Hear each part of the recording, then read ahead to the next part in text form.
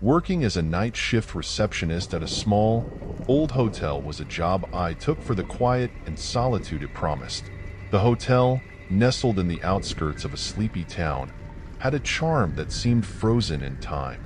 Its creaky wooden floors, antique furniture, and dimly lit hallways created an atmosphere that was both nostalgic and eerie.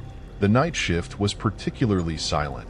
During the day, the hotel buzzed with the comings and goings of guests, the clatter of housekeeping carts, and the hum of conversations in the lobby. But when the sun set and the night shift began, the hotel seemed to slip into another world, a world of shadows and whispers. My usual routine involved checking in the occasional late arrival, answering phone calls, and doing paperwork. The reception area was cozy, with a large wooden desk facing the entrance and a plush armchair tucked in the corner. Behind the desk hung a large, ornate mirror, its gilded frame reflecting the soft glow of the desk lamp. The mirror, a relic from the hotel's early days, added to the place's old-world charm but also amplified its eerie ambience. The mirror had always fascinated me. It was large, almost floor-to-ceiling, with an intricately carved frame that seemed to tell a story of its own. Its surface was slightly tarnished, giving reflections a ghostly quality. On quiet nights, I often found myself glancing at it, watching the flicker of the lamp's light play across its surface and catching glimpses of the dimly lit hallway behind me. One particularly quiet night, the hotel's stillness felt more pronounced than usual. The silence was almost tangible, pressing down on me as I went about my tasks. The only sounds were the occasional creak of the old building settling and the soft ticking of the grandfather clock in the corner. It was a night like any other, yet something felt off, a subtle shift in the atmosphere that I couldn't quite place. As I settled into my chair behind the desk, I glanced at the mirror, my reflection staring back at me. I had grown accustomed to the hotel's quirks and its late-night quiet, but that night, a sense of unease crept into my mind. The mirror, with its ghostly reflections, seemed to hold secrets in its depths, secrets that the stillness of the night might reveal. Little did I know, that night would bring an encounter that would forever change my perception of the hotel and leave me with a lingering fear that no amount of daylight could dispel. It was nearing midnight, the quietest part of the night, when I first heard it, a soft, barely audible whisper drifting from the main hallway.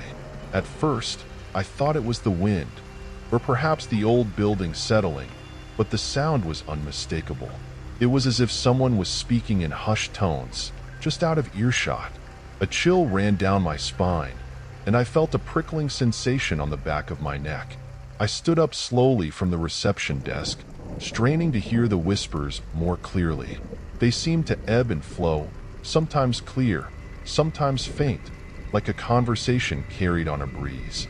I couldn't make out any words, but the tone was unsettling, a mix of urgency and sorrow.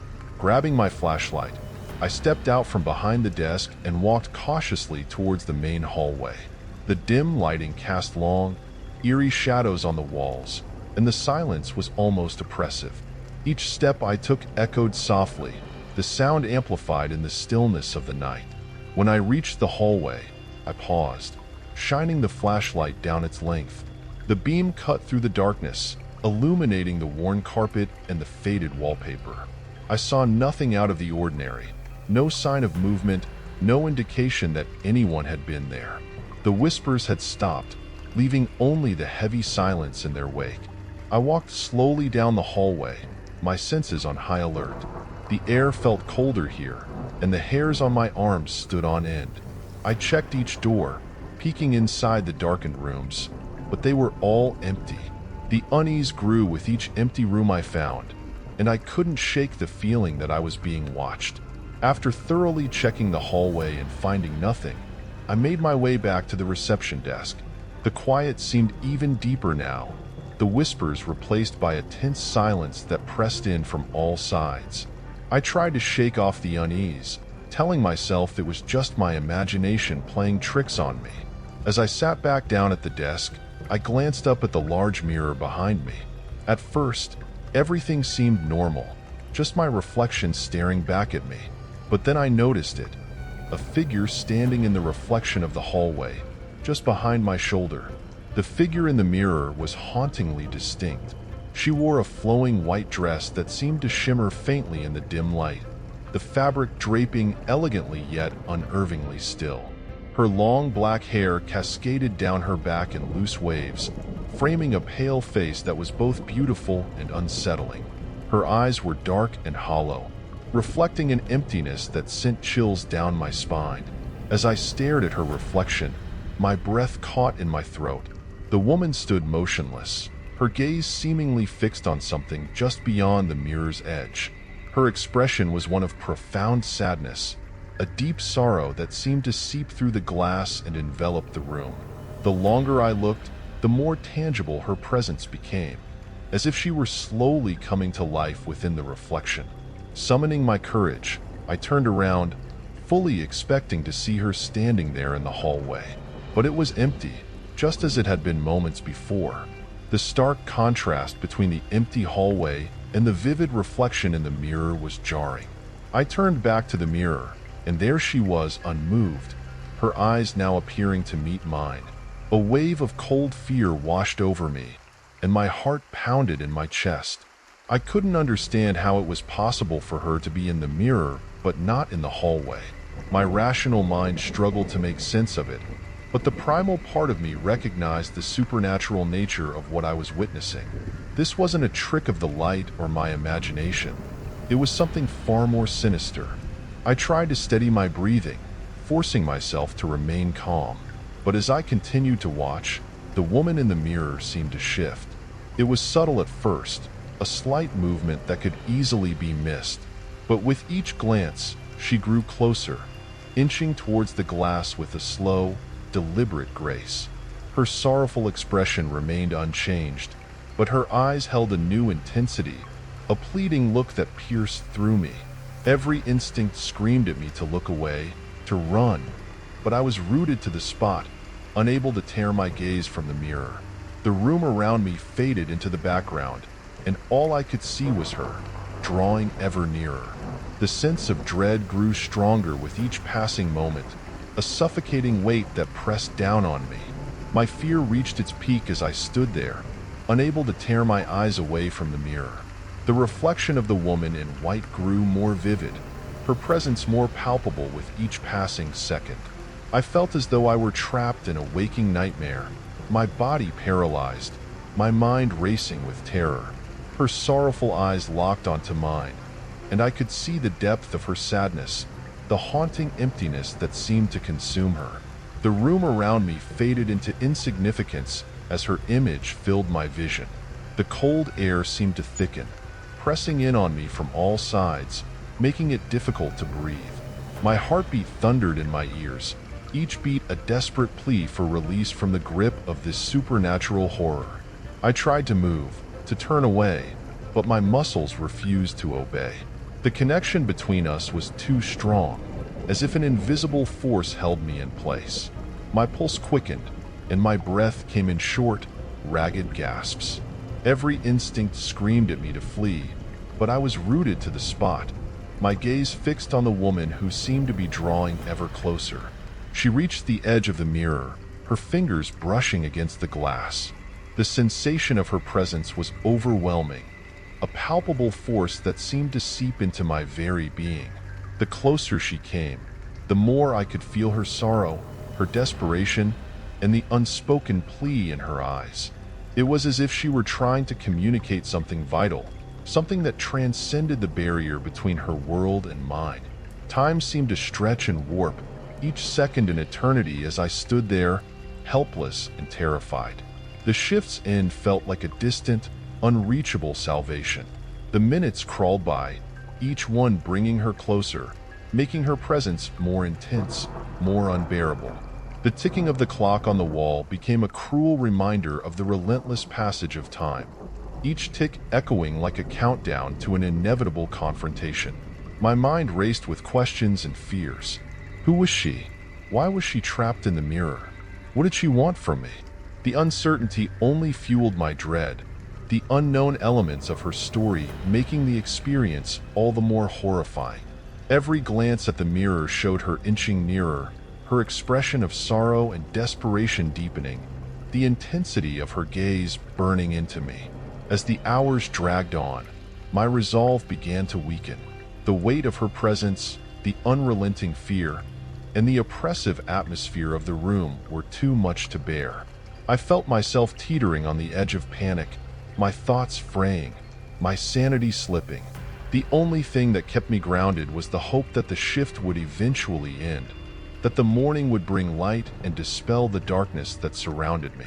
As soon as the first rays of dawn pierced through the hotel windows, I didn't waste a second. I grabbed my belongings with trembling hands, barely able to focus on anything other than getting out of that place. My steps echoed loudly in the stillness of the early morning, a stark contrast to the oppressive silence that had dominated the night. When I finally burst through the door into the lobby, my heart was still pounding from the lingering fear. The manager, Mr. Thompson, was already there, sipping his morning coffee and looking up in surprise as I approached. I must have looked a sight, disheveled, pale, and visibly shaken. "Are you okay?" he asked, concern evident in his voice. I took a deep breath, trying to steady myself enough to explain what had happened. "Mr. Thompson, there's something you need to know. Last night, I saw something. Someone in the mirror behind the reception desk. A woman in a white dress with long black hair. She wasn't there when I turned around, but she was in the mirror. She kept getting closer. It was like she was trying to reach out to me." Mr. Thompson's expression shifted from concern to a mix of sadness and understanding. He set his coffee down and gestured for me to sit.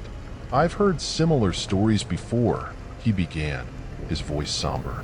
"Many years ago, a woman did die here under tragic circumstances. Her name was Elizabeth. She was a guest at the hotel, and she took her own life in one of the rooms. Since then, there have been reports of strange occurrences, particularly involving that mirror." His words sent a fresh wave of chills down my spine. The haunting presence I'd felt, the sorrow in her eyes. It all made a dreadful kind of sense now. Elizabeth's spirit was trapped in the hotel, bound to the place of her death and reaching out for help, or perhaps closure, through the mirror. "I never believed in ghosts," I admitted, my voice shaky, "but after last night, I don't know what to think." Mr. Thompson nodded sympathetically. "I understand. It's not easy to deal with. If you need time off or want to change your shift, just let me know." I knew in that moment that I could never face another night in that hotel. The fear, the sense of being watched, the image of Elizabeth growing closer in the mirror. It was too much. "I don't think I can work the night shift again," I confessed. "I don't think I can even stay in this hotel after what happened." He nodded again, understanding. "I'll make the arrangements. Take care of yourself. If you ever need to talk, you know where to find me." I left the hotel that morning, the rising sun doing little to dispel the shadows that clung to my thoughts. The experience had left a deep, indelible mark on me, a fear that would follow me long after I walked out the door. I avoided mirrors for weeks, unable to shake the feeling that I might see Elizabeth's sorrowful face staring back at me. The story of the woman in the mirror, her tragic end, and her haunting presence became a part of my own story, a chapter of my life that I would never forget. The fear lingered, a constant reminder of the night I encountered something beyond explanation, something that defied the boundaries between the living and the dead. I never returned to that hotel. The memory of Elizabeth and the paralyzing fear I felt that night were enough to keep me away. Her sorrowful eyes, the feeling of her drawing closer with each glance at the mirror, haunted my dreams and thoughts. The hotel, with its old-world charm and eerie atmosphere, would forever be a place of ghostly whispers and shadows, a place where the past refused to rest. In the end, I learned to live with the fear, to accept that some mysteries are beyond our understanding, and that some spirits never truly find peace. The experience taught me to respect the unknown, to recognize that the line between our world and the next is thinner than we might like to believe. And though I never saw Elizabeth again, her story stayed with me, a haunting reminder of the night I looked into the mirror and saw more than just my own reflection.